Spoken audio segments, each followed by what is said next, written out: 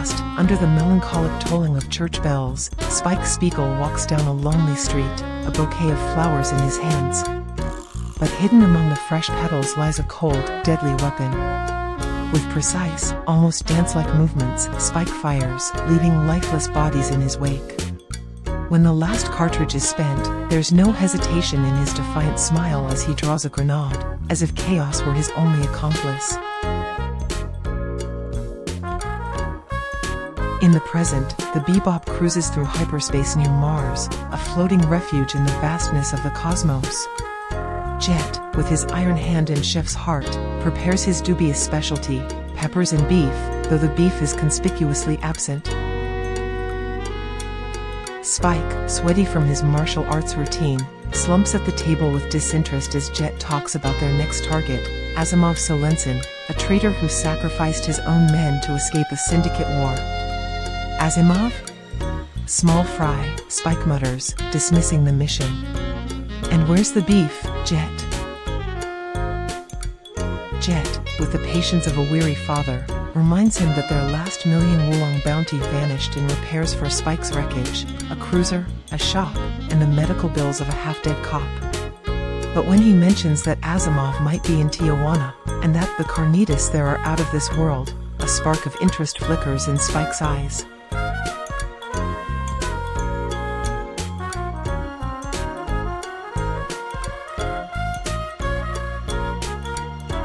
In Tijuana, misery and danger mingle with asteroid dust. Asimov, accompanied by his girlfriend Katerina, her belly seemingly swollen with life, enters the El Rey bar. He orders a vodka with tomato juice, but the bartender shakes his head. It's the signal. In the back room, Bloody Eye, a drug that turns men into beasts, changes hands. Suddenly, the bar erupts in violence. Gunshots. Screams. The bartender falls, but Asimov, under the drug's influence, moves like a demon. The world slows before his eyes. He dodges bullets, shatters bones, and destroys everything in his path. Blood and sweat mix in the heavy air.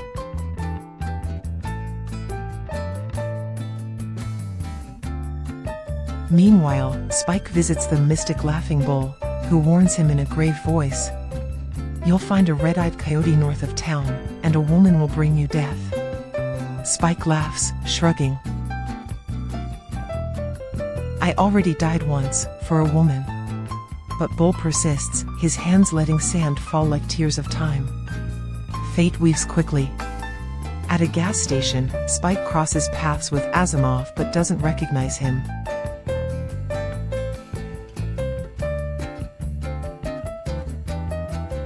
Minutes later, he meets Katerina, a woman with a fragile smile and dreams of Mars.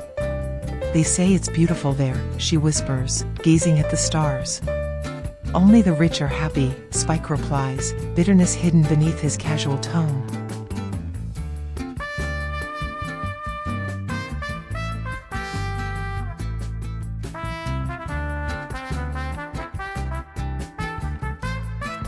The conversation shatters when Asimov appears, furious, strangling Spike until Katerina pleads for him to stop. As he falls, Spike steals a vial of Bloody Eye from his jacket.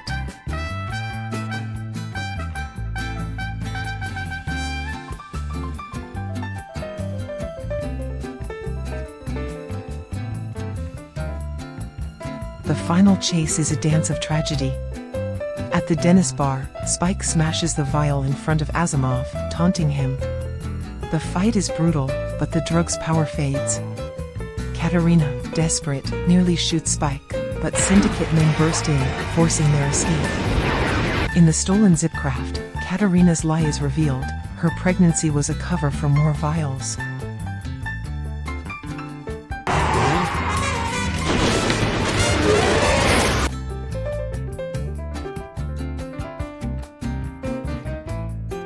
A shot wounds her, blood staining her clothes.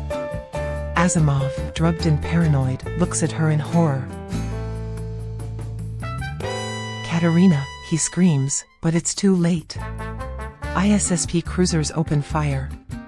The zipcraft explodes, and Katarina floats in the void, surrounded by glowing vials above Tijuana's dome, like a star that will never reach Mars. Back on the Bebop, Spike trains, his body moving but his mind trapped in Katarina's fate. Jet tosses him a cigarette and announces dinner. Peppers and beef. Spike exhales smoke, knowing, once again, the universe has exacted its price.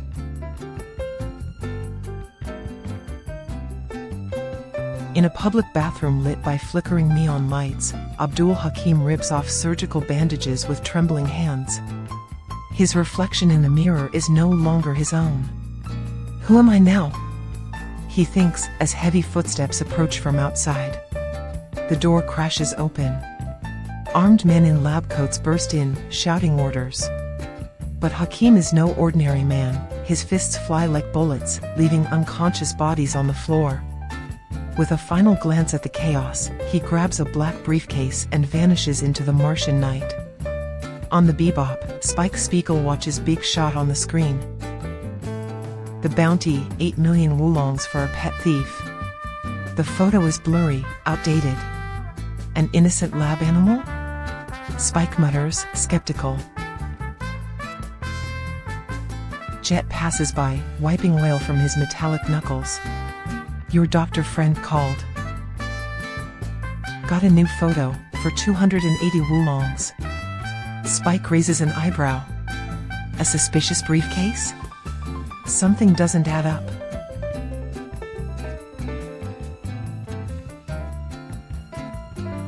Meanwhile, on Mars, Hakim downs juice in a rundown bar. An old man distracts him with meaningless chatter, and in a blink, an accomplice bolts with his briefcase.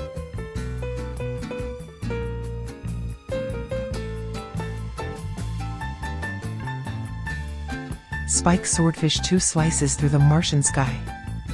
Following leads to a pawn shop.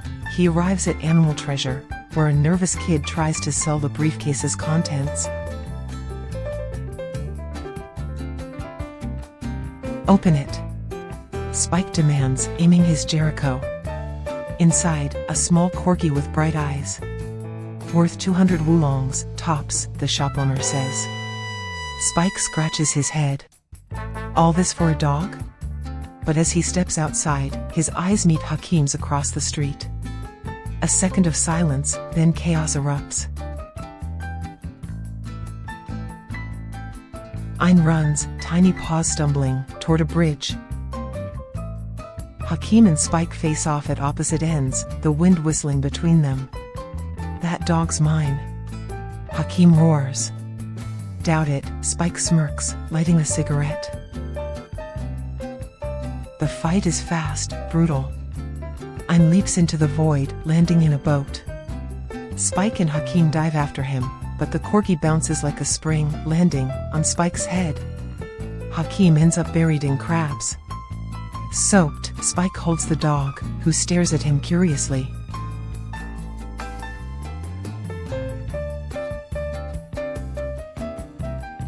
Back on the Bebop, Jet fits Ayn with a tracking collar. Plan? Use him as bait, Jet says. Spike grumbles, I hate walking dogs.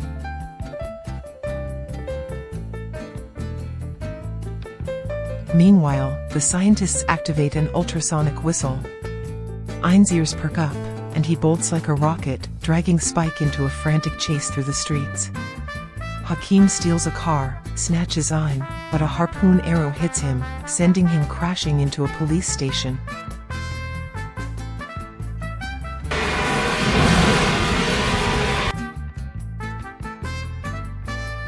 On Big Shot, the truth comes out. Ayn is a data dog, created in an illegal lab. No bounty. Spike yells as Ayn nips his finger. Jet laughs, pouring coffee. Welcome aboard, Ayn. And so, the Bebop gains a new crew member, a four-legged genius whose value isn't in woolongs, but in the chaos he'll bring to their lives. The smoke of cigarettes and the clinking of chips fill the air of Spiders from Mars, a floating casino where money smells like old blood. Amid the neon lights, Faye Valentine deals cards with a fake smile, her green eyes scanning the table. She doesn't belong here. Hours earlier, a squad of thugs cornered her in a Martian shop. Her MP5 spat fire, but numbers overwhelmed her.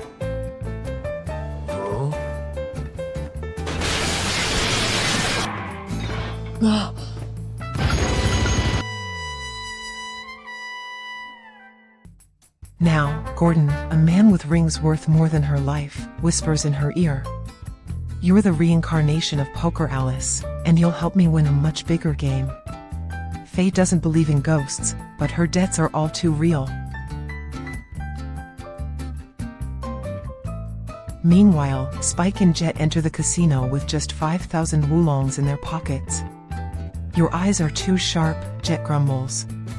Win too much, and they'll kick us out. Spike sits at Faye's table. Fate, or Gordon, has scripted a plan. The disheveled-haired man will lose everything, and give his last chip to the dealer. But when Spike, with his smug cat-like grin, pockets the chip instead of handing it over, the plan crumbles. As he leaves, he bumps into his double, a sweaty, identical man, and their chips are swapped by mistake. Faye chases him, furious. Give it back.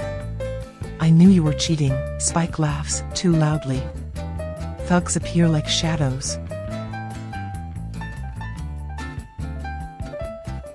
The fight is a ballet of fists and broken bones, but even Spike falls when numbers overpower talent.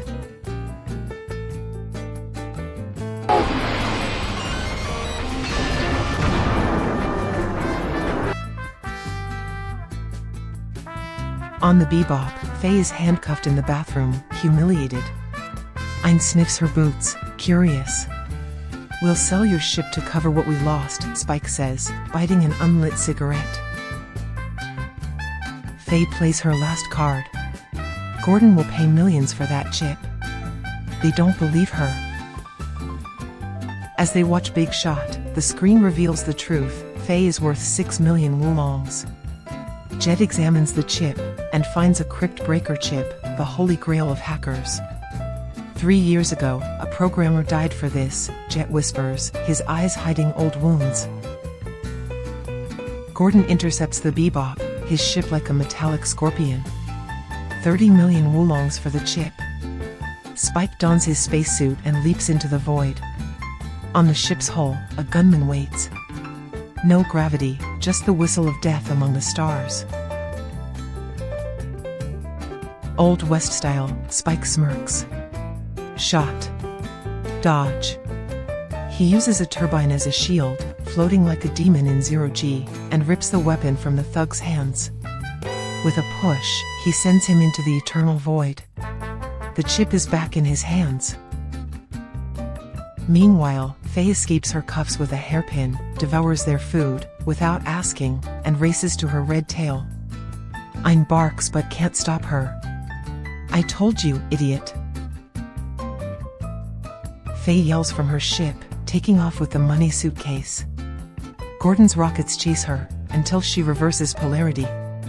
Explosions light up the sky like fireworks of defeat.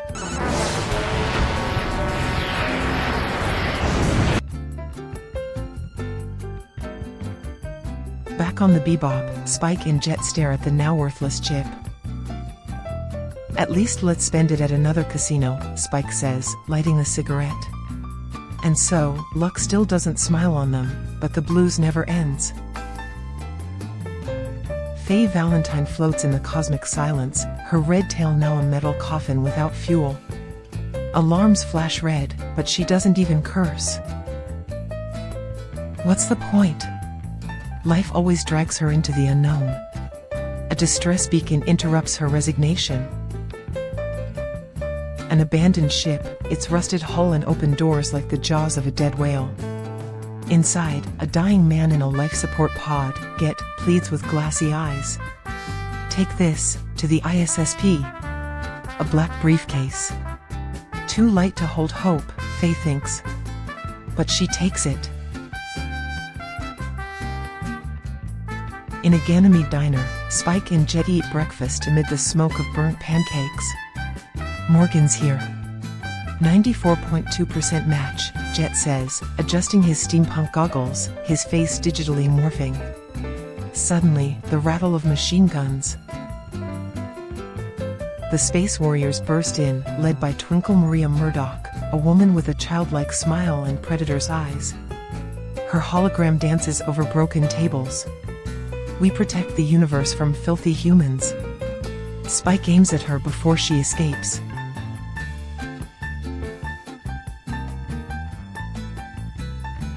"25 million Wulongs," Jet whispers. But the ISSP betrays them, the bounty's been cancelled. Twinkle Maria is mama to the terrorists, and she carries a virus called monkey business.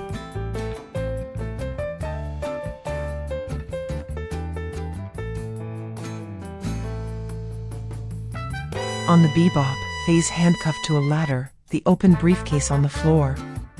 Inside, a golden object glints like a promise of tragedy. "We have to deliver it to the ISSP," Faye says, but her voice sounds hollow even to herself.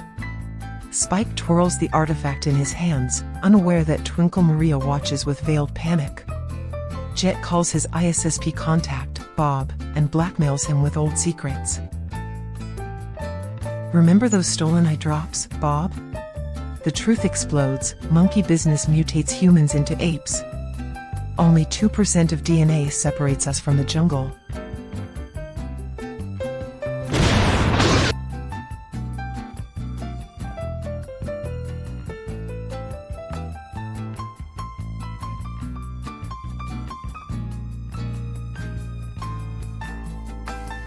The Space Warriors' ship flees, launching virus missiles toward Ganymede.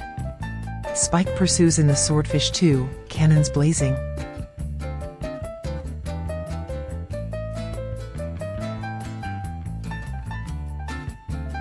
"I can't reach the third missile," he shouts. Then, a familiar roar of engines. Faye's red tail slices through hyperspace like a scarlet bolt. 60% of the bounty, idiot, she fires, but the missile splits into warheads. The astral gate closes. Seconds before collapse, escape or die.